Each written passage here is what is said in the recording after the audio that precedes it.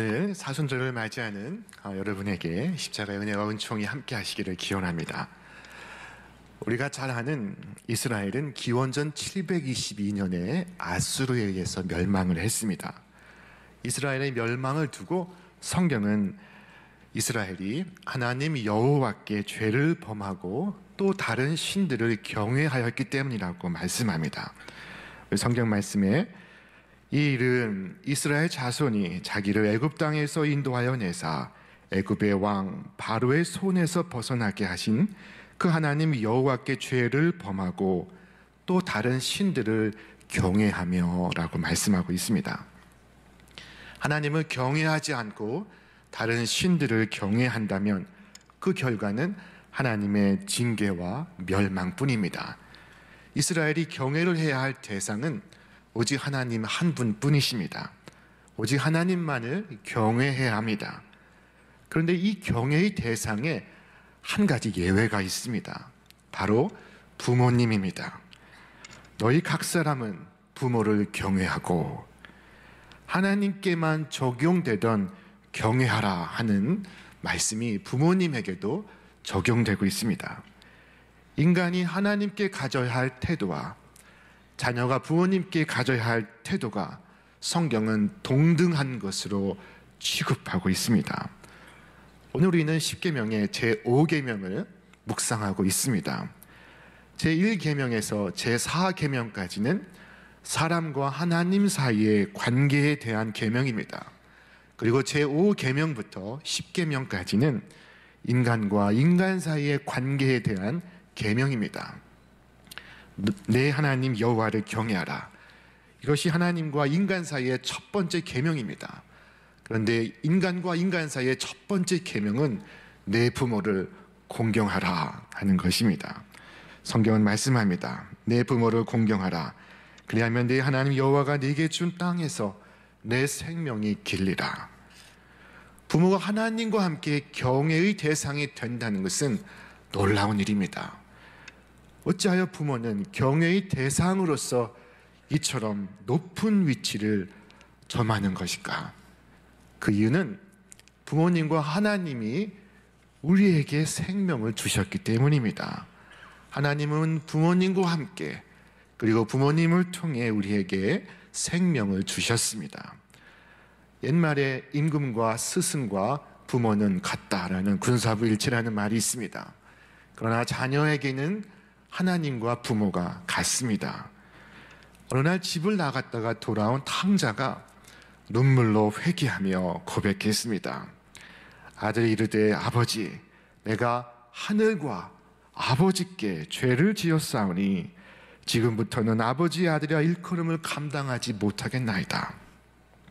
이 아들이 하는 말이 내가 하늘과 아버지께, 하늘의 하나님과 땅 위의 아버지께 죄를 범하였사오니 라고 말하고 있습니다.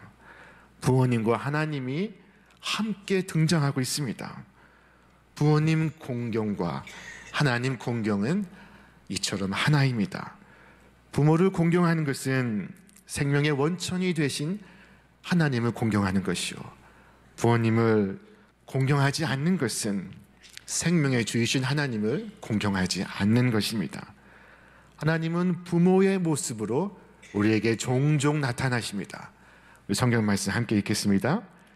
이스라엘이 어렸을 때 내가 사랑하여 내 아들을 애굽에서 불러내었거늘 그러나 내가 에브라임에게 걸음을 가르치고 내 발로 안았음에도 내가 그들을 고치는 줄을 그들은 알지 못하였도다. 하나님은 아버지시고 이스라엘은 아들입니다. 자, 여기에서 우리는 한 가지 중요한 진리를 깨달을 수가 있습니다. 그것은 눈에 보이는 아버지를 공경하지 않는 자는 눈에 보이지 아니하는 하늘의 아버지도 공경할 수가 없다는 것입니다. 보이는 부모에게 잘못하는 사람은 보이지 않는 하늘의 아버지께 잘할 수가 없습니다. 육신의 부모를 공경하지 않으면서 하늘의 하나님을 공경할 수 없습니다. 그러므로 사도 바울은 우리에게 말씀합니다. 우리 같이 읽겠습니다. 자녀되니 여러분 주 안에서 여러분의 부모에게 순종하십시오. 이것은 옳은 일입니다. 이 말씀은 다른 성경 번역은 자녀된 사람들은 부모에게 순종하십시오. 이것이 주님을 믿는 사람으로서 마땅히 해야 할 일입니다. 라고 번역하고 있습니다. 이 말씀은 부모를 공경하는 것이 단순히 인간 윤리의 차원을 넘어 신앙의 차원의 덕목임을 말씀하는 것입니다. 부모님 공경과 하나님 공경이 하나이듯이 부모님 공경과 하나님 공경에 대한 칭찬과 처벌이 동일합니다. 신명기 27장에는 저주받을 12가지의 행동을 소개하고 있습니다. 그 첫 번째가 하나님께 대한 불경입니다. 곧 우상 숭배에 대한 저주를 선포합니다. 그리고 두 번째가 부모님께 대한 불경입니다. 우리 성경 말씀 같이 읽겠습니다. 그의 부모를 경홀히 여기는 자는 저주를 받을 것이라 할 것이요 모든 백성은 아멘 할지니라. 자, 제가 먼저 말하면 여러분은 백성에 대해 아멘 한번 해보시겠습니까? 그의 부모를 경홀히 여기는 자는 저주를 받을 것이라. 여러분 움찔하지 않습니까? 자, 부모에게 범한 죄는 하나님에게 대한 죄와 같이 엄하게 다스렸습니다. 성경은 말씀하기를 자기 아비나 어미를 치는 자는 반드시 죽일지니라. 또한 아비나 어미를 저주하는 자는 반드시 죽일지니라. 자, 그러나 부모를 공경하는 자에게 하나님은 사항을 베푸십니다. 너는 너희 하나님 여호와의 명한 대로 네 부모를 공경하라. 그리하면 너희 하나님 여호와가 네게 준 땅에서 네가 생명이 길고 복을 누리리라. 부모를 공경하는 자에게 하나님은 두 가지 약속을 하십니다.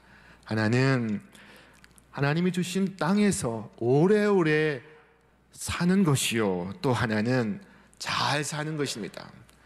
오래 살기만 하면 의미가 없습니다. 잘 살기도 해야 합니다. 이 신약에서 이 약속은 재차 반복됩니다. 내 아버지와 어머니를 공경하라.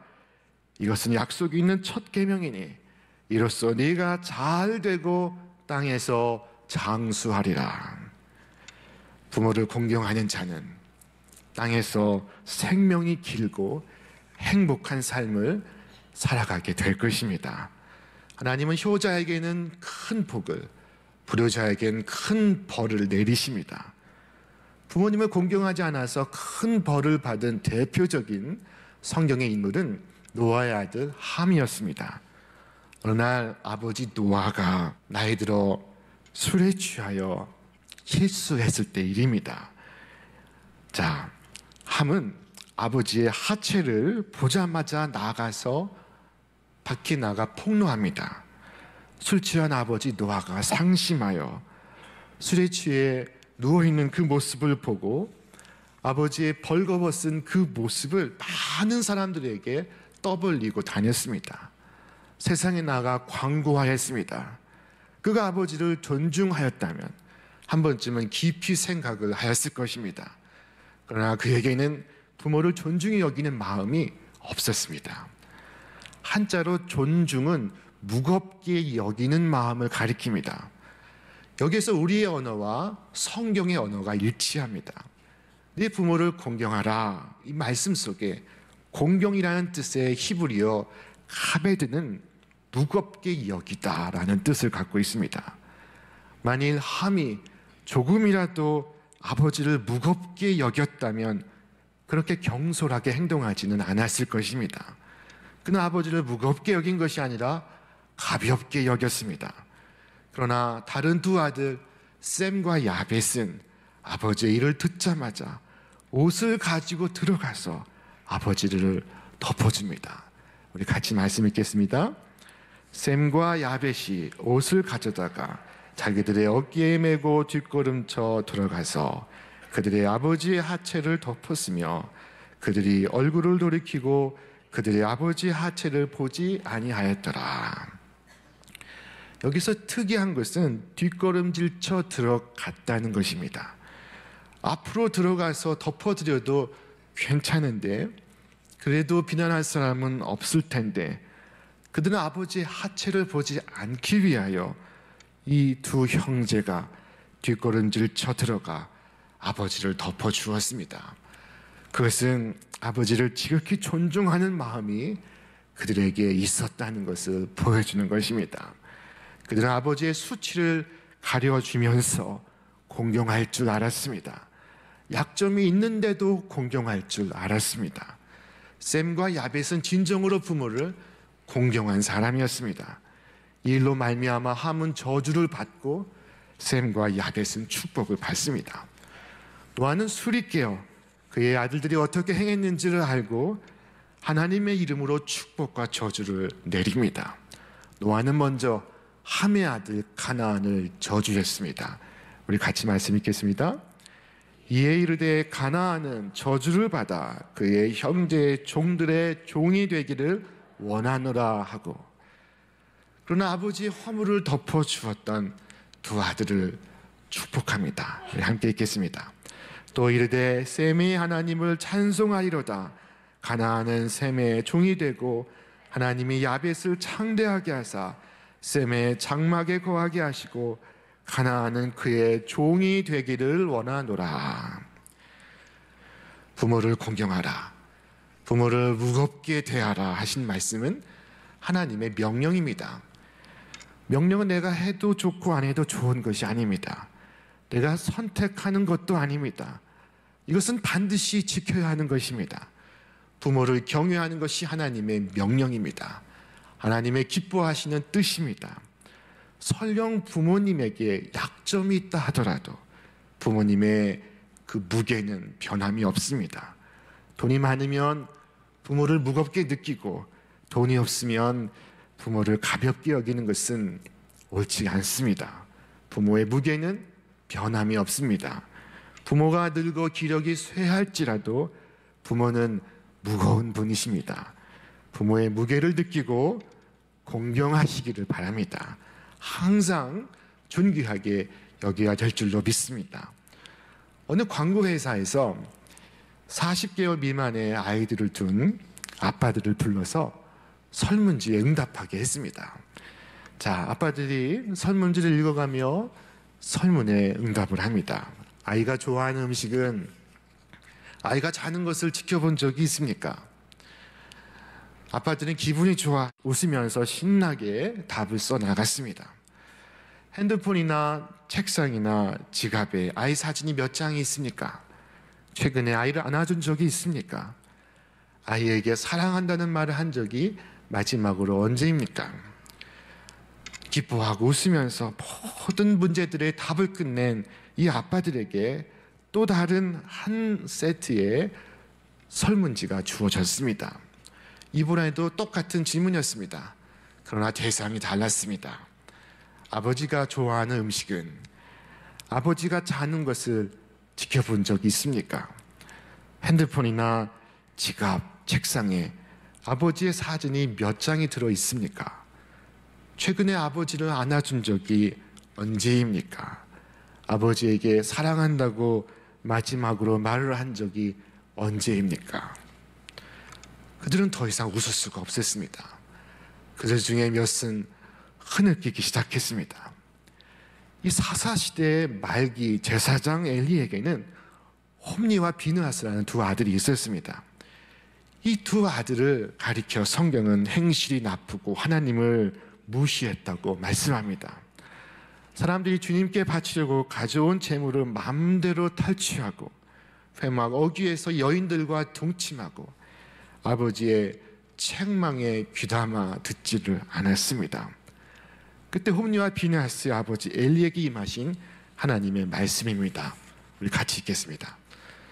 너희는 어찌하여 내가 내 초소에서 명령한 내 재물과 예물을 밟으며 내 아들들을 나보다 더 중히 여겨 내 백성 이스라엘이 드리는 가장 좋은 것으로 너희들을 살찌게 하느냐. 여기에서 중히 여겨라는 말이 히브리어 카베드입니다. 아버지가 아들들을 다른 누구보다 더 무겁게 여깁니다. 중하게 여겼습니다. 자식이 우상이 되고 있었습니다. 하나님은 그에게 말씀하십니다. 우리 같이 읽겠습니다. 그러므로 이스라엘 하나님 나 여호와가 말하노라. 나를 존중히 여기는 자를 내가 존중히 여기고 나를 멸시하는 자를 내가 경멸하리라. 자, 이 땅에서 사는 동안 우리 예수님은 길지 않은 생을 사셨습니다. 그러나 예수님은 길지 않은 생을 사시는 동안 친히 부모를 섬기는 본을 우리에게 보여주셨습니다. 성경은 말씀합니다. 예수께서 한 가지로 내려가사 나사렛에 이르러 순종하여 받드시더라. 자, 예수님의 어린 시절에 관한 말씀이 성경에는 많지가 않습니다. 그럼에도 성경은 부모님을 공경하는 어린 시절의 예수님의 말씀을 소개하고 있습니다. 주님의 공경하는 모습은 십자가 위에까지 이어집니다. 주님께서 십자가에 못 박히시고 그리고 어머니 마리아가 십자가 아래 서서 아들의 주하는 모습을 바라보며 울고 있었습니다. 주님은 그 십자가에 달려서 정신이 혼돈하는 그 상황에서 당신의 어머니를 위로하십니다. 그리고 밑에 서 있던 제자 요한에게 내 어머니다 하시며 어머니를 부탁하십니다. 우리 말씀 같이 읽겠습니다. 또 그 제자에게 이르시되 보라 내 어머니라 하신대 그때부터 그 제자가 자기 집에 모으시니라. 우리 주님의 어머니 공경하는 이 모습을 생각해 보시기를 바랍니다. 주님은 인류를 구원하는 위대한 일을 행하면서 어머니를 공경합니다. 오늘 우리는 큰 일을 한다고 큰 일 하느라 바쁘다고 어머니를 외면하는 경우가 얼마나 많이 있습니까? 이 10계명의 제5계명이 다른 계명들과 다른 차이가 하나 있는데 그것은 다른 계명들과 달리 시간의 제한이 있다는 것입니다. 다른 9가지 계명들은 내 평생 살아가며 내가 지킬 수 있는 계명입니다. 그러나 이 제5계명은 내가 평생 살아가며 지키고 싶어도 지킬 수가 없는 계명입니다. 아차 하는 순간 부모님은 세상에 계시지 않습니다. 옛날에 고라는 이가 공자를 만나 한숨을 쉬며 이처럼 말했습니다. 수욕정이 풍부지요 자욕양이 친부되다. 나무는 가만히 있고자 하나 바람이 그치지 않고 자식은 효를 다하고자 하나 부모는 기다려주지 않는다오. 나이가 들면 들수록 더 슬퍼지는 계명이 이 제5계명 내 부모를 공경하라입니다. 부모님이 베푸신 것에 감사하는 마음을 가지시기를 바랍니다. 부모님이 스스로를 돌보시지 못할 때 돌봐주시기를 바랍니다. 부모님이 하지 못한 것으로 인해 마음에 분을 품지 마시기를 바랍니다. 누구에게나 어렸을 때는 부모님이 전부입니다. 아빠는 무엇이든지 할 수 있고 아빠는 아는 것이 많습니다. 그러나 20대가 되면 부모를 무시하기 시작합니다. 아빠는 모르는 것이 많아. 아빠하고 나하고는 세대 차이가 너무 커. 그러다가 30대가 되면 조금 변합니다. 아버지의 의견도 일리가 있지요. 그러다 40대가 되면 여보, 우리가 이 일을 결정하기 전에 아버지의 의견을 들어봅시다 하고 변합니다. 그리고 50대가 되고 60대가 되면 아버님이 살아 계셨다면 아버지에게 꼭 여쭈어 봤을 텐데 아버지가 하신 말씀은 모두가 옳았구나 하는 것으로 바뀐다고 합니다. 내 부모를 공경하라. 그리하면 네 하나님 여호와가 네게 준 땅에서 내가 오래 살고 복을 누리리라. 성경은 말씀합니다. 부모를 공경하는 것이 이 땅에서 장수하고 복을 누리는 비결입니다. 부모님을 잘 섬기는 사람의 일생을 반드시 책임지시겠다는 하나님의 약속이 이 계명에는 달려 있습니다. 자녀가 어려서부터 부모 공경하는 법을 가르쳐 주시기를 바랍니다. 영어 수학만 잘 가르칠 것이 아니고 부모 공경하는 법을 가르쳐 주시기를 바랍니다. 자식 잘 되는 것 당사자보다 더 좋아하는 게 부모가 아니겠습니까? 그렇다면 내 자식이 오래 살고 잘 살기 위하여 산삼 녹용을 끓여주는 것보다 부모님께 효도하는 법을 가르쳐 주시기를 바랍니다. 부모 공경하는 것이 웬만한 보약보다 낫습니다. 자, 그러면 어떻게 가르치겠습니까? 여러분, 대놓고 가르치시기를 바랍니다. 너 성경 봤지? 내게 잘해야 돼 라고 가르치시기를 바랍니다.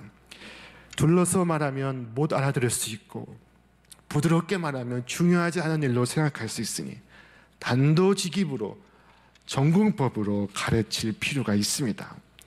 그런데 더 좋은 것은 먼저 모범을 보이는 것입니다. 부모가 먼저 부모님 공경하는 모습을 보이면 자녀가 보고 따라서 행합니다.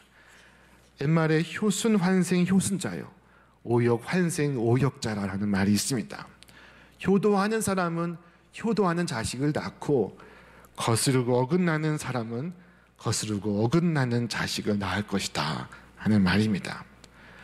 성경은 이스라엘의 역대 왕들의 수가 다할 때마다, 생이 맞춰질 때마다 한 문장으로 평가를 내렸습니다.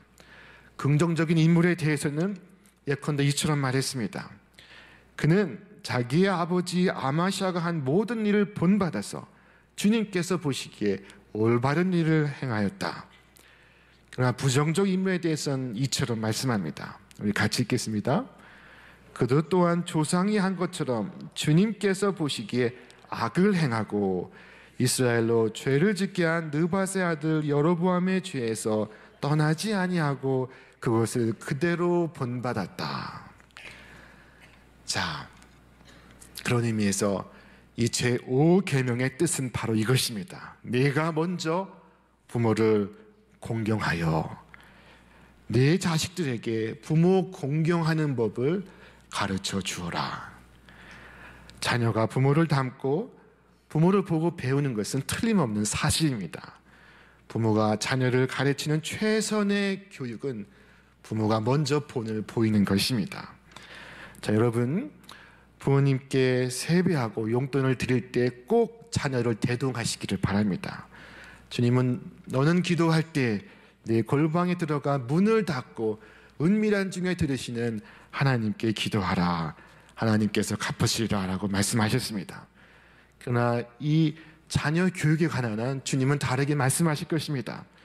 너는 부모를 공경할 때 특별히 문을 활짝 열고 네 아이들이 보는 중에 행하여라. 그리하면 그를 본 내 아이들이 너를 위해 갚아주리라. 할 수 있으면 아이들 보는 데서 부모를 공경하시기를 바랍니다.